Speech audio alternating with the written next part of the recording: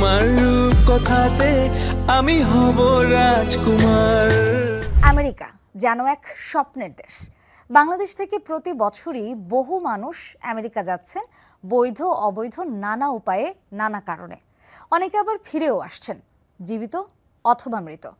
এমনই কতগুলো গল্প ঠাঁই পেয়েছে এবারের ঈদুল ফিতরে মুক্তি পাওয়া বাংলা সিনেমা রাজকুমারে। Welcome to first show. আজ কথা বলবো বাংলাদেশের মেগাস্টার শাকিব খান অভিনীত এবং হিমেল আশরাফ পরিচালিত সিনেমা রাজকুমার নিয়ে।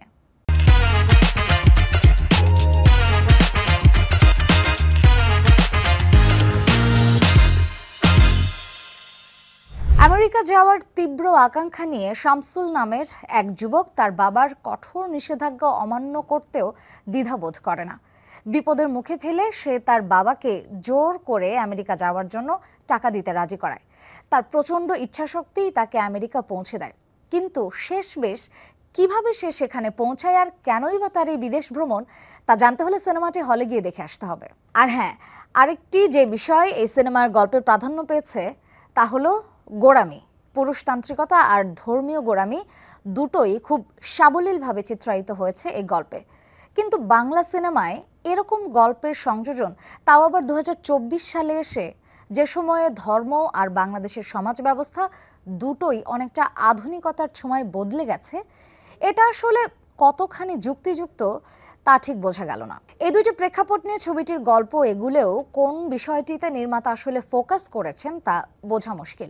আমেরিকা যাওয়ার প্রসেস, নাকি সেখানকার প্রবাস জীবন, নাকি পিতার গোঁড়ামিতে পুত্রের জীবনদান। গল্পের প্রথমার্ধ আর দ্বিতীয়ার্ধ দুইটা আলাদা ইস্যুকে প্রমোট করে, তাই গল্পের ফোকাসটা বুঝতে বেশ অসুবিধাই হয়েছে। এর মধ্যে আবার একাধিক সাব প্লটও রয়েছে। শেষমেশ গল্পটা কেমন যেন একটু গোলমেলে লেগেছে। রাজকুমার ছবিতে নাম ভূমিকায় অভিনয় করেছেন বাংলাদেশের মেগাস্টার শাকিব খান। প্রতি বছরই ঈদে তার একটা চমক থাকেই। এবারও জাঁকজমকপূর্ণ আইটেম সং সহ ভিন্ন ধরনের একটি গল্প নিয়ে ঈদ মৌসুমে হাজির হয়েছেন তিনি। গতানুগতিক কমার্শিয়াল ছবির বাইরে গিয়ে এই সিনেমার স্ক্রিন প্লে শাকিব খানের ক্যারিয়ারে নতুন, কিন্তু তার অভিনয় ব্র্যান্ড শাকিব খানকে ছাপিয়ে নিজেকে ক্যারেক্টারে পোর্ট্রে করতে পারেনি, অথবা হতে পারে তিনি আসলে ক্যারেক্টার হয়ে উঠতেই চাননি। তবে তার ডাবিংয়ে আঞ্চলিকতার ঠিকঠাক উচ্চারণ, ডায়লগ থ্রোয়িংয়ে আলাদা একটা মাত্রা যোগ করেছে। এই ছবিতে সাপোর্টিং রোলে ছিলেন তারিক আনাম খান, দিলারা জামান, ডক্টর এজাজ, ইরফান মৃধা শিবলু, আরুশ খান ও মাহিয়া মাহি।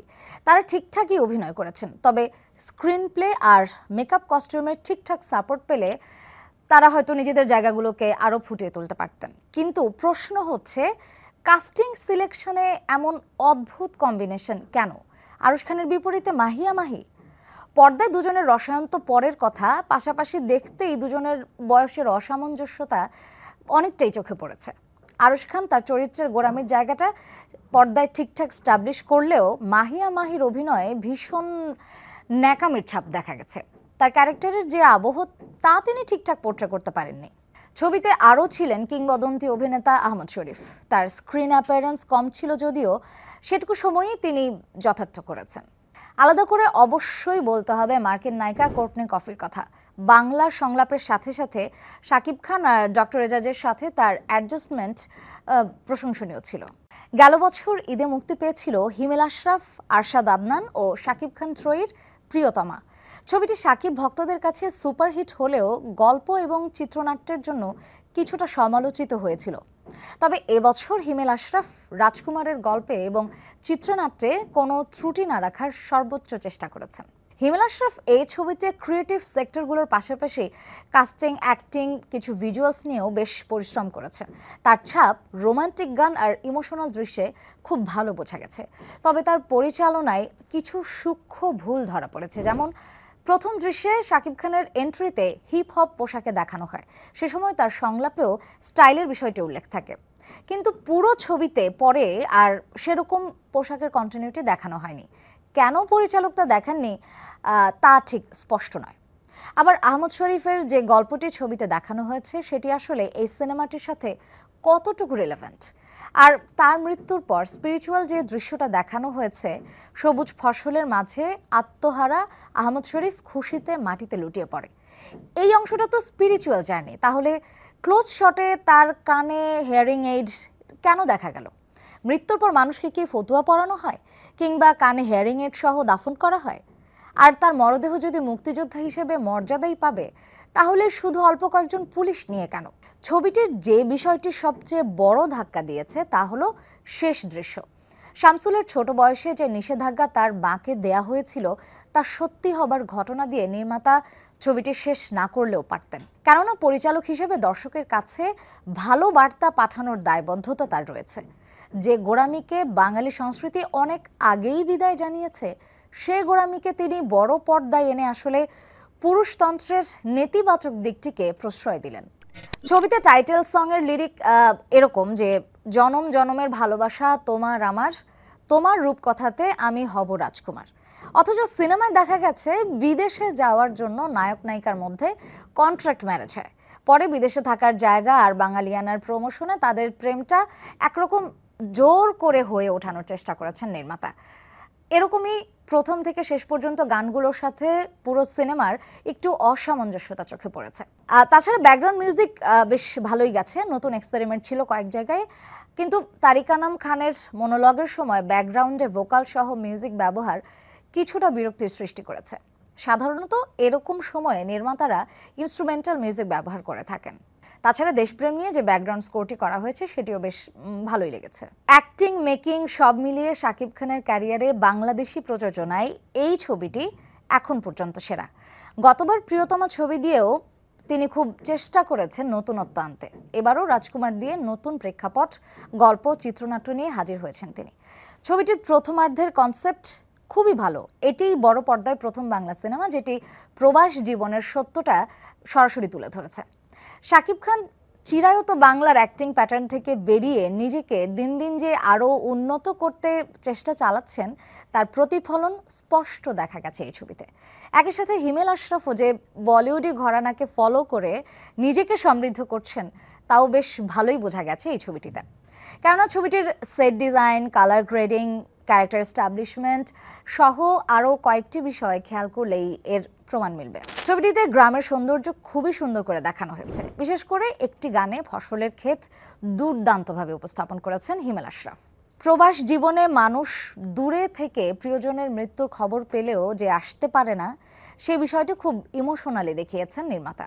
কন্ট্রাক্ট ম্যারেজ করে বিদেশে যাওয়া, তারিক আনাম খানের সংলাপে অবৈধ উপায়ে বিদেশ ভ্রমণে দর্শককে নিরুৎসাহিত করা সহ নানা ছোট ছোট গল্প বেশ গুছিয়ে বলার চেষ্টা ছিল, তা বোঝা গেছে। তবে কিছু অসামঞ্জস্যতাও চোখে পড়েছে ছবিটির দৃশ্যায়নে। প্রথমত কাস্টিং এর সবচেয়ে অদ্ভুত লেগেছে আরশ খান ও মাহিয়া মাহির জুটি।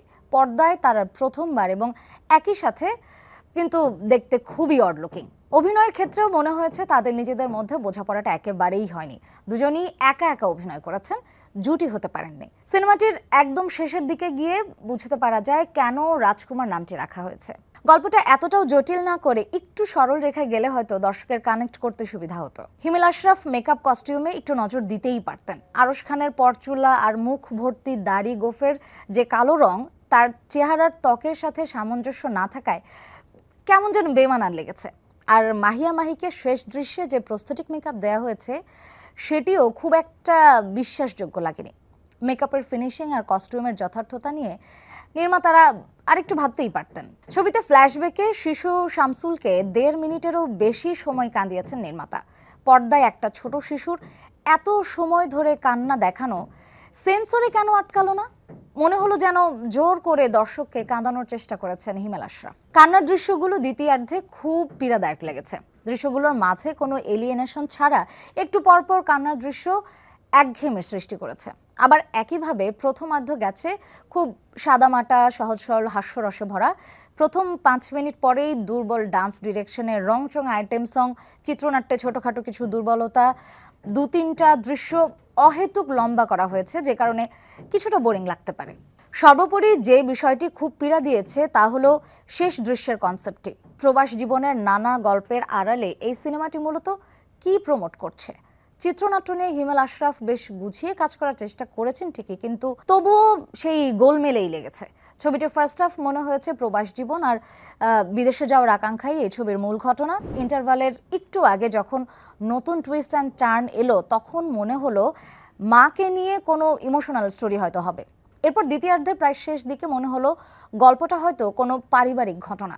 একেবারে শেষ দৃশ্যে গিয়ে দেখা গেল গল্পটা আসলে এগুলোর কোনোটিই না। এটা আসলে পুরনো কোনো দেশীয় গোঁড়ামিকে প্রমোট করছে, যা এখন হয়তো সচরাচর দেখা যায় না। কেউ কোনো কসম বা দিব্যি দিয়ে কিছু নিষেধ করলে তা যে সত্য হয়, সেটা কি করে নিশ্চিত হলেন নির্মাতা? আর ছবির শুরুতেই ডিসক্লেইমারে বলা হয়েছে, বাস্তবের কোনো চরিত্র বা গল্পের সাথে সিনেমার কোনো মিল থাকলে কর্তৃপক্ষ দায়ী নয়। তার মানে তারা নিজেদের ইচ্ছে মতো গল্পটি লিখেছেন। তাহলে এরকম একটি বিষয়কে কেন প্রমোট করলেন তারা? ৮০ বা ৯০-এর দশকের চলচ্চিত্রেও পুরুষতান্ত্রিকতা আর ধর্মীয় গোঁড়ামির এই বিষয়গুলো এভাবে সরাসরি দেখানো হতো না।